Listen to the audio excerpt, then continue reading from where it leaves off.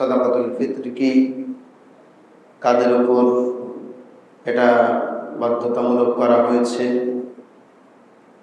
এবং কতটুকু পরিমাণ, কিভাবে সাদাকাতুল ফিতর আদায় করতে হয়, এ বিষয়ে আমরা আলোচনা শুনব। সর্বপ্রথম জানব সাদাকাতুল ফিতর কারা দিবে, কাদের উপর এটা ফরজ করা হয়েছে। আল্লাহ রাসূল সাল্লাল্লাহু আলাইহি ওয়াসাল্লাম এ ব্যাপারে হাদিস শরীফের ভিতরে বলেছেন, হাদিসটি বর্ণনা করেছেন ইবনে ওমর রাদিয়াল্লাহু তাআলা আনহু। হাদিসের ভিতরে রাসূল বলছেন,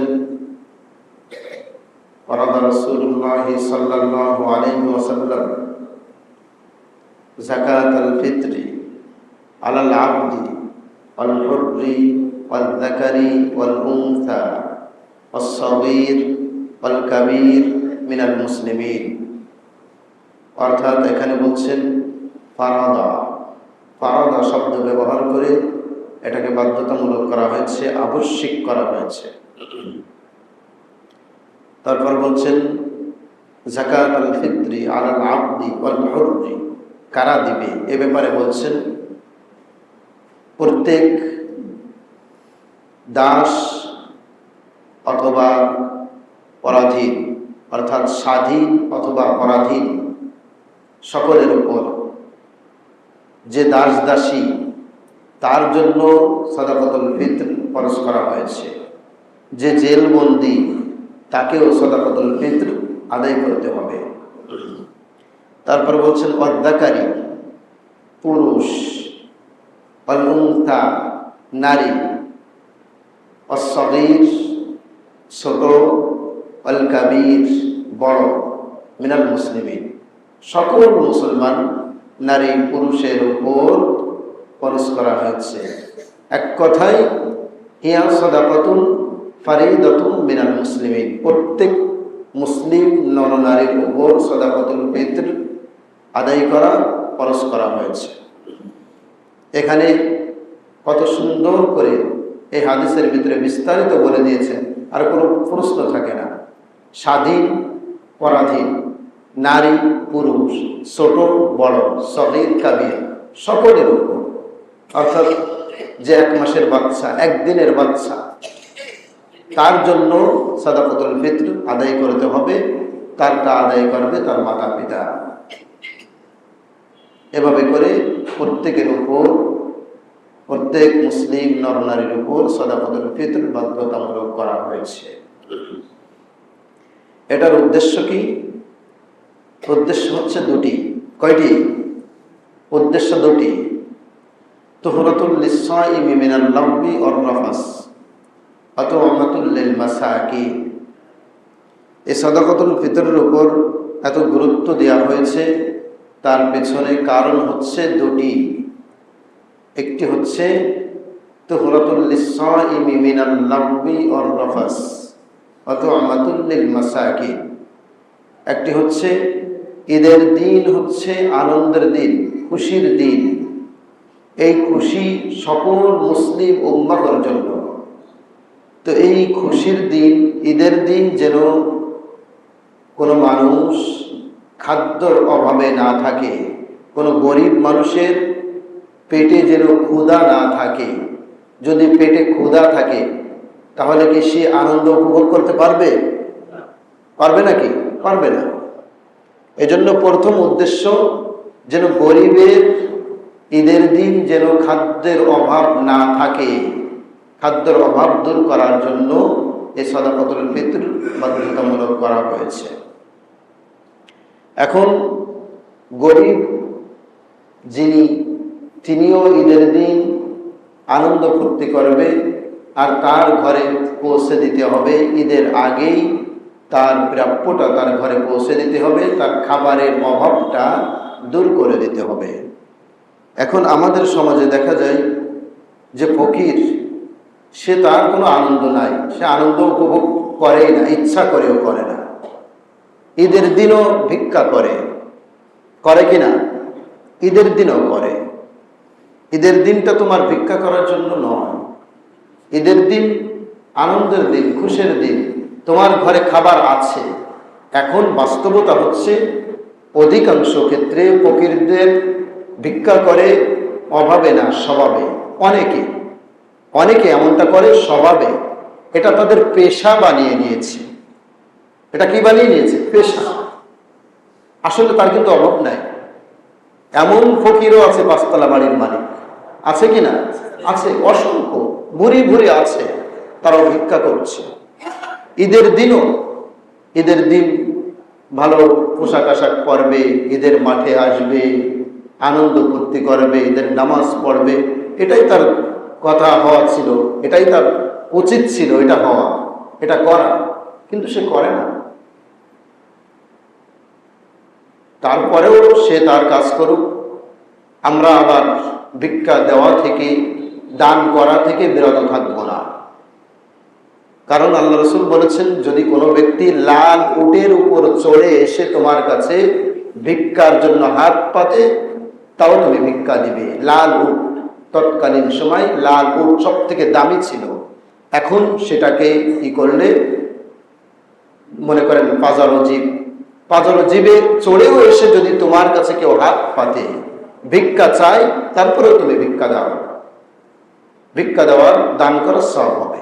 আর তার ক্ষেত্রে বলেছে, যদি কেউ অযথা ভিক্ষা করে, তার শাস্তির ব্যাপারে বলা হয়েছে, তার জিহ্বা আগুন দ্বারা কাটা হবে, আগুনে পোড়ানো হবে, এ ব্যাপারে বলা হয়েছে। তারটা সে বুঝবে, আমার কাছে ভিক্ষা চাইলে আমি ভিক্ষা দিব।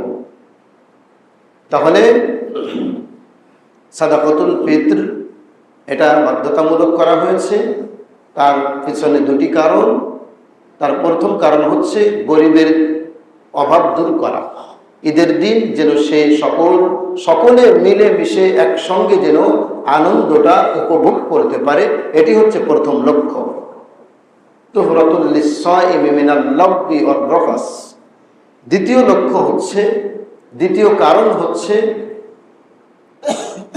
আমরা রোজা রাখছি 1 মাস। এই 1 মাস রোজা রাখতে গিয়ে অনেক সময় আমরা রোজা পরিপূর্ণ হক আদায় করে রোজা রাখতে পারি না, ভুল ত্রুটি হয়ে যায়। আমাদের ইচ্ছাই হোক অনিচ্ছাই হোক হয়, এটাই হচ্ছে বাস্তবতা, হয় কি না? ভুল ত্রুটি হয়, ত্রুটি হয়ে যায়, ত্রুটিযুক্ত রোজা হয়ে যায়। সেই ত্রুটিকে দূর করার জন্য ভুলের কাফফারা হিসেবে আল্লাহ তাআলা আমাদের উপর এই সাদাকাতুল ফিত্র বাধ্যতামূলক করেছেন, যেন ভুলের কাফফারা হিসেবে আমরা এটা দিয়ে আমরা শুধরিয়ে দিতে পারি, আমরা যেন পরিপূর্ণ সওয়াবের অধিকারী হয়ে যেতে পারি। এই হচ্ছে দুটি উদ্দেশ্য। এত গুরুত্ব দেওয়ার পিছনে কারণ হচ্ছে এই দুটি।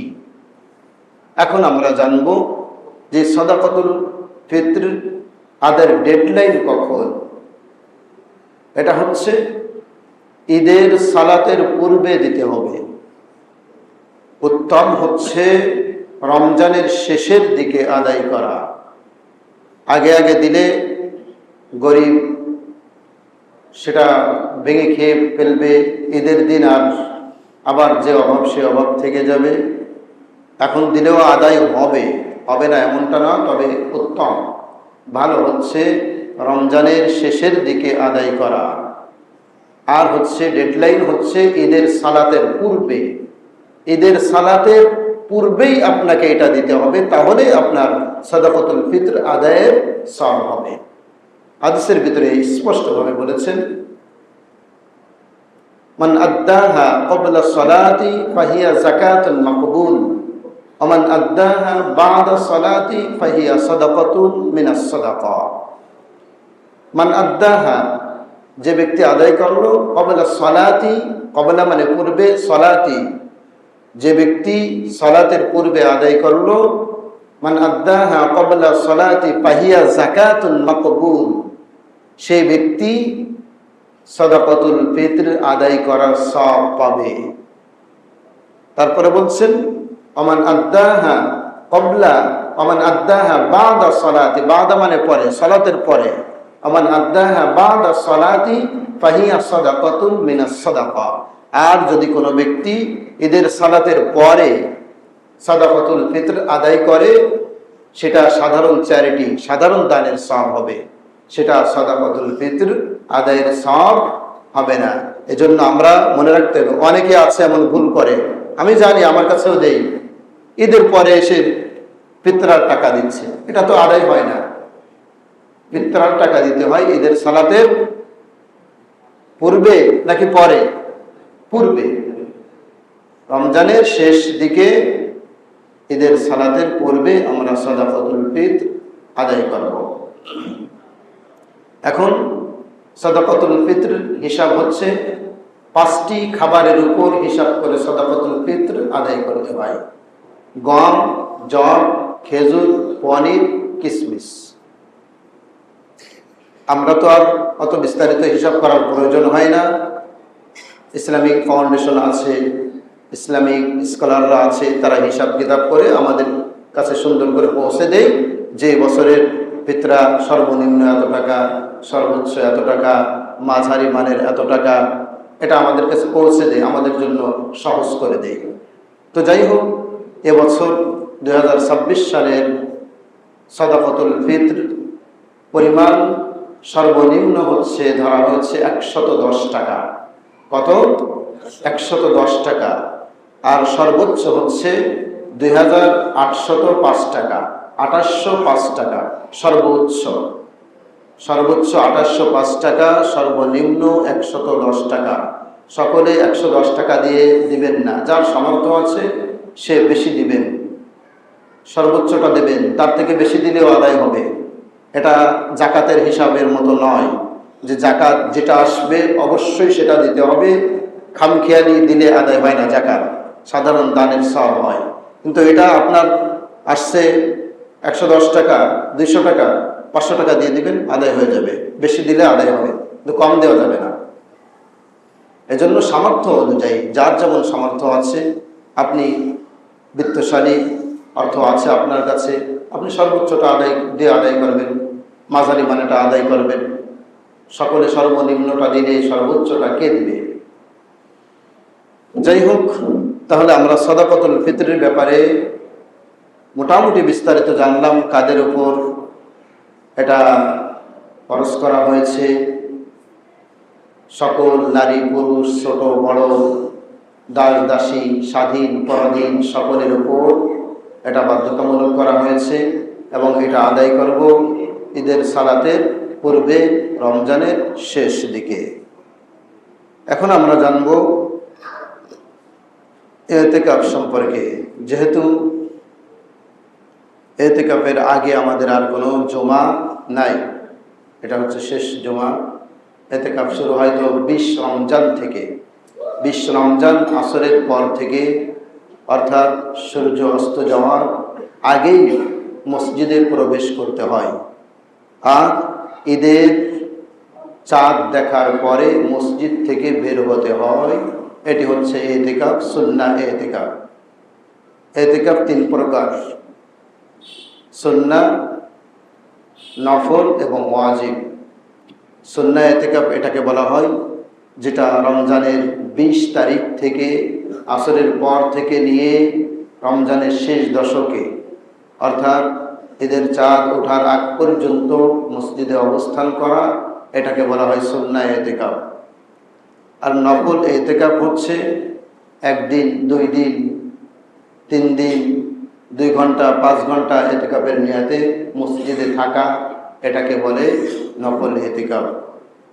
আর ওয়াজিব ইতিকাফ হচ্ছে মান্যতের ইতিকাফ, যে আমি এই সমস্যায় ভুগছি, আমার এই রোগ হয়েছে, আমার ছেলে অসুস্থ, আমার মেয়ে অসুস্থ, তখন অনেকে মান্যত করে যে এটা সমাধান হয়ে গেলে, এই বিপদের ভিতরে আছি, এটা যদি সমাধান হয়ে যায় তাহলে আমি 1 দিন, 2 দিন বা 5 দিন ইতিকাফ করব। এটাকে বলা হয় ওয়াজিব ইতিকাফ। ইতিকাফের অনেক গুরুত্ব আল্লাহ রাসূল সাল্লাল্লাহু আলাইহি ওয়াসাল্লাম বর্ণনা করেছেন। যেমন একটি হাদিস বলেছেন, আল মুতাকিফু ইয়াতাকিফু দুনুব ফামা কানা লাহু মিনাস সাইমিনা আল মুতাকিফু ইয়াতাকিফু দুনুব। যে ব্যক্তি ইতিকাফ করলো, ওই ব্যক্তি ইতিকাফ থেকে কি অর্জন করলো, তার থেকে লক্ষণীয় বিষয় হচ্ছে ওই 10 দিন সে বাইরের সকল গুনাহ থেকে মুক্ত থাকলো। ঠিক কিনা? আল মুতাকিফু ইয়াতাকিফু যুনুব ওয়া কানা লাহু মিনাল হাসানাতি কাআমিলিল হাসানাতি কুল্লিহা। যদি কোনো ব্যক্তি তার নিয়তে গড়মিল থাকে, নিয়তের ভিতরে গলদ থাকে, এতেকাফে বসেছেন, নিয়ত ভালো না, মানুষকে দেখানোর জন্য, এমনটা তো হতেও পারে, মানুষকে দেখানোর জন্য বা অন্য কোনো নিয়তে, তার নিয়তে গড়মিল থাকলেও সে হয়তো ওই এতেকাফ থেকে সওয়াব পাবে না। কিন্তু বাইরের থাকার কারণে যে গুনাহগুলো করতো, এই গুনাহ থেকে তো বেঁচে থাকবে, এটা তো অবশ্যই হবে। এজন্য আল্লাহ রাসূল বলেছেন, তোমরা এতেকাফ করো, এতেকাফ করলে অনেক গুনাহ থেকে তোমরা হেফাজতে থাকতে পারবে। এতেকাফ করার কারণে অনেক সামাজিক কাজ থেকে বঞ্চিত হতে হয়। জানাজা হচ্ছে, যেতে পারছি না, বাইরে থাকলে অনেক সামাজিক কাজ করতাম, অনেককে অনেক হেল্প করতাম, উপকার করতাম, সব হলো। কিন্তু এতেকাফে থাকার কারণে তো এটা আর হচ্ছে না। আল্লাহ রাসূল বলেছেন, এতেকাফে থাকার কারণে বাইরে থাকলে যত ভালো কাজ করত, সব ভালো কাজ করার সব আল্লাহ তাআলা তার আমলনামায় দান করে দেবেন। সুবহানাল্লাহ। না করে সে সব পেয়ে যাবে। এজন্য আম্মা জান আয়েশা রাদিয়াল্লাহু তাআলা আনহা থেকে একটা হাদিস বলেছেন, না আয়েশা রাদিয়াল্লাহু আনহা কানা নবী সাল্লাল্লাহু আলাইহি ওয়াসাল্লাম ইয়াতাকিফুল আশরুল আওয়াখির মিন রমাদান হাত্তা তাওফাহুল্লাহু। আল্লাহ রাসূল সাল্লাল্লাহু আলাইহি ওয়াসাল্লাম রমজানের শেষ দশকে ইতিকাফ করেছেন মৃত্যুর আগ পর্যন্ত। তার মানে সকল রমজানে তিনি ইতিকাফ করেছেন, একটি রমজানে তিনি করতে পারেন নাই, যে কোনো কারণে স্ত্রীদের সাথে মনোমালিন্য ছিল, যে কোনো কারণে করতে পারেন নাই। এজন্য তিনি পরবর্তী বছরে কাজা আদায় করে দিয়েছেন, 20 দিন ইতিকাফ করেছেন। সুবহানাল্লাহ। আরেকটা সবথেকে গুরুত্বপূর্ণ বিষয় হচ্ছে, এই শেষ দশকে লাইলাতুল কদর নিহিত রয়েছে। যে ব্যক্তি ইতিকাফে থাকবে, ওই ব্যক্তির থেকে কদর মিস হবে না। আর কদর মানে হচ্ছে তো জানেন, 1000 মাস ইবাদত অপেক্ষাও উত্তম। 83 বছর 4 মাস লাগাতার ইবাদত করলে যে সওয়াব হয়, তার থেকেও বেশি। লাইলাতুল কদরি খায়রুম মিন আলফি শাহর। 83 বছর ইবাদত করা সম্ভব আমাদের পক্ষে? বাঁচিও তো না অনেকে, আর বাঁচলেও প্রথম 15 বছর 12 বছর নাবালক অবস্থায় ইবাদত বন্দেগী করি না, প্রয়োজন হয় না। আর 65 বছর 68 বছর অর্ধেক তো যাই ঘুমায়। সারাদিন 1 ঘন্টা হয়তো ইবাদত করি, 1 থেকে 1.5 ঘন্টা, 5 ওয়াক্ত নামাজ পড়তে লাগে 1-1.5 ঘন্টা, এর বেশি তো আর করি না। কিন্তু এই শবে কদরের একটি রাত যে পাবে, ওই ব্যক্তি 83 বছর 4 মাস লাগাতার ইবাদত করলে যে সওয়াব হতো, তার থেকেও বেশি সওয়াব আল্লাহ তাআলা তার আমলনামায় দান করবেন। সুবহানাল্লাহ। এজন্য আল্লাহ রাসূল বলেছেন, যে শবে কদর মিস করলো, হি ইজ দ্য লুজার। সে হচ্ছে সবকিছুই মিস করলো, সে সবকিছুই থেকে বঞ্চিত হবে, সে বড় বঞ্চিত ওয়ালা। লাইলাতুল কদরি খায়রুম মিন আলফি শাহর। এজন্য আমাদের যাদের সুযোগ আছে, তারা আমরা চেষ্টা করব যেন আমরা ইতিকাফ করি। আল্লাহ রাসূল জীবদ্দশায় একবারও ছাড়েন নাই, একবার ছেড়েছেন, পরবর্তী বছর কাজা আদায় করেছেন। তিনি সারা জীবন করলেন, আর আমি সারা জীবনে একবারও করলাম না। আল্লাহ রাসূলের এই আমলের সাথে কন্ট্রাডিকশন হয়ে গেল। এজন্য চেষ্টা করব যাদের সুযোগ আছে তারা যেন ইতিকাফ করে। ইতিকাফ শেষ দশকের ভিতরে শবে কদর নিহিত। আল্লাহ রাসূল সাল্লাল্লাহু আলাইহি ওয়াসাল্লাম আরেকটি হাদিসের ভিতরে বলেছেন,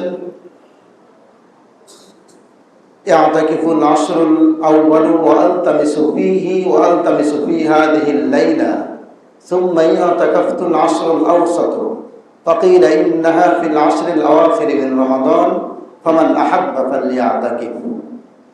এই শবে কদরের একটি ঘটনার ব্যাপারে বলেছেন, আল্লাহ রাসূল তো জানতো না সর্বপ্রথম যে শেষ দশকে শবে কদর আছে, এজন্য তিনি শবে কদরের ফজিলত তাকে বলা হয়েছে, কিন্তু শেষ দশকে সেটা বলা হয় না।